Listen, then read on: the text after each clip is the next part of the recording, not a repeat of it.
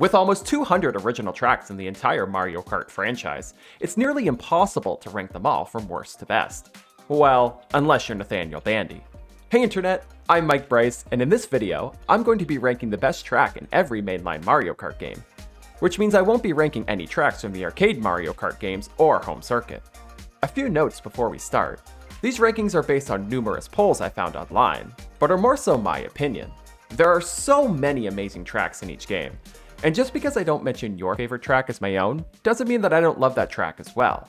It just means that there's another track that I like more. Any ranking video like this is very subjective, and is in no way official. It's just someone's opinion, and in this case, my opinion. After you watch the video, let me know your favorite track from each entry in the comments below. So, without further ado, let's rank them up. Starting off with Super Mario Kart, I picked Mario Circuit 2 as my favorite track. I'm not gonna lie, it was hard to pick a favorite track from this game due to Super Mario Kart's simple track layouts and minimal track types. Mario Circuit 2 plays just like any other Mario Circuit track in this game, but what makes it stand out is the fun jump ramp at the end of the track. Yep, that's what it takes to be the best track, a single jump ramp. Oh boy, if that's all it takes for a track to be my favorite, this list may already be doomed. It may not be my favorite Bowser's Castle track in the series, but N64 Bowser's Castle is definitely the best track that Mario Kart 64 has to offer. I love trying to avoid all the crazy thwomps by driving under or around them as it tries to spin you out. Being able to race outside the castle through the courtyard and on the rooftops is also a nice touch, and adds variety to this track. It may be a lot tamer than future Bowser Castle tracks, but it's still going to give you entertaining races. By the way, can anyone explain why exactly this thwomp is behind bars, and why he was given the nickname Marty? Who the heck is Marty? Mario Kart Super Circuit suffers the same flat tracks problem that Super Mario Kart has, however the course themes in this game are much more varied. Sunset Wilds takes the cake for the best track from Super Circuit. The most notable thing about Sunset Wilds is how after every lap is completed, the setting sun sets further and further until by the final lap it's completely set and the race now takes place at night. It's unique characteristics like this that make a track stand out from the rest. There's also these shy guys along the track that can latch onto your cart and slow you down, but they're not too difficult to take care of.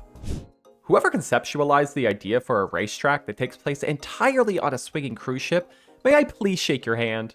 Daisy's Cruiser from Double Dash has to be one of the most unique ideas in the entire Mario Kart series. From drifting around the pool area to zooming through the dining hall, this track makes me want to put my Versace shades on, lounge by the pool, and whip out my Switch and play this track in Mario Kart 8 Deluxe's Booster Course Pass.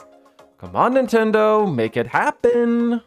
Also, why Daisy, the princess of a desert kingdom, owns a cruise ship is beyond me, but hey, she's the best Mario character, so she can do whatever she wants.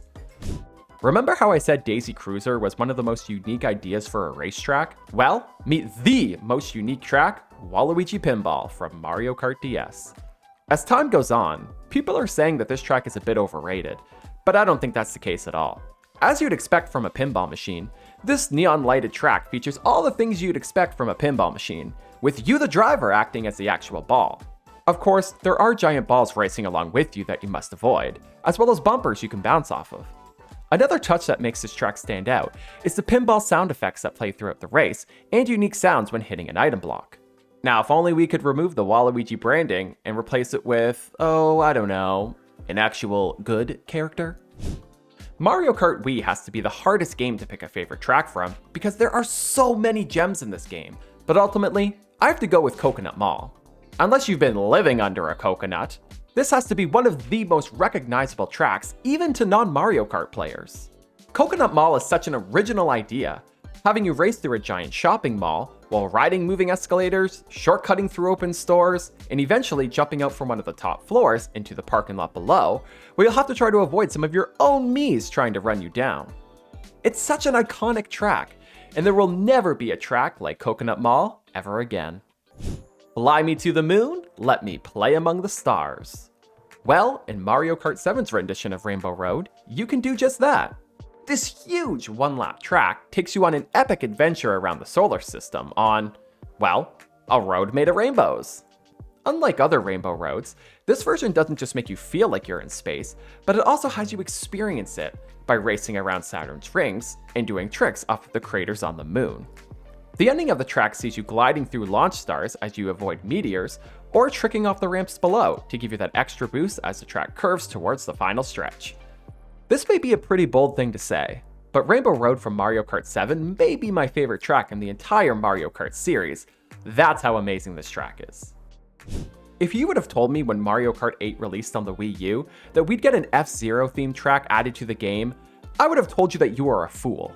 Well, looks like I'm the fool, because thanks to DLC, we got not only one F-Zero track, but two! Like Rainbow Road 3DS, Big Blue is a one-lap track, and it's an absolute banger. This track will keep you on your toes, with twists and turns galore. And with the anti-gravity mechanics from Mario Kart 8 and 8 Deluxe, you'll be racing sideways, upside down, and every which way possible. If that's still not enough of a challenge for you, try racing this track on 200cc. It's completely insane. I know I'm not playing the proper music here, because I'm scared of copyright, but it has to be one of the best music pieces in the game. Totally gives it that wild and hectic feel. The latest entry in the Mario Kart series may be controversial due to its pay-to-win mechanics, but let me tell you, it has some great new tracks, based on both real-life and fictional locations. The best of these has to be Merry Mountain, a track that's packed to the brim with Christmas cheer. Merry Mountain starts off in a small Christmas village as you race up and eventually down the surrounding mountain. With an array of presents around the track, I just get so giddy, bringing me back to my childhood days being excited for Christmas Day. This track isn't a long one, and it doesn't have too many difficult turns or hazards, but the theming alone is to make it my favorite crack? No. But the theming alone is enough to make it my favorite track in Mario Kart Tour. Thank you so much for watching this video.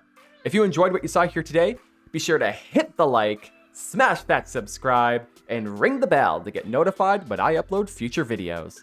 Once again, I'm Mike Bryce, and I will see you in the next one.